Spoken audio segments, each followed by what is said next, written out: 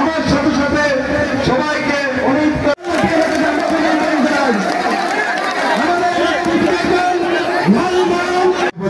সাদেক জানতো সাধারণ সম্পাদক বাবুল পাটোয়ারি এই গজারিয়া আজকের এই জনসভার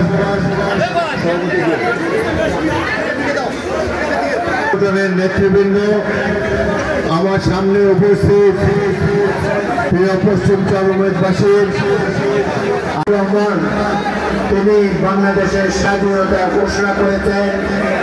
চাঁদাবাজি এখানে চলবে না, অপকর্ম করে একে অন্যের জমি দখল করা চলবে না, তরমুজ চাষ বন্ধ, অন্যের জমি দখল করে কেউ এখানে নিজের ভাগ্য করতে পারবে না। এই দেশে গরিব দুঃখী সাধারণ মানুষের সাথে আমাকে সবসময় পাবেন।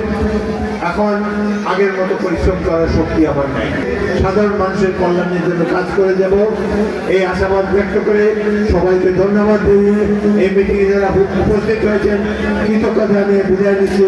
আল্লাহ হাফেজ। বাংলাদেশ জিন্দাবাদ, বিএনপি জিন্দাবাদ। করে দিয়ে আমার ধন্যবাদ।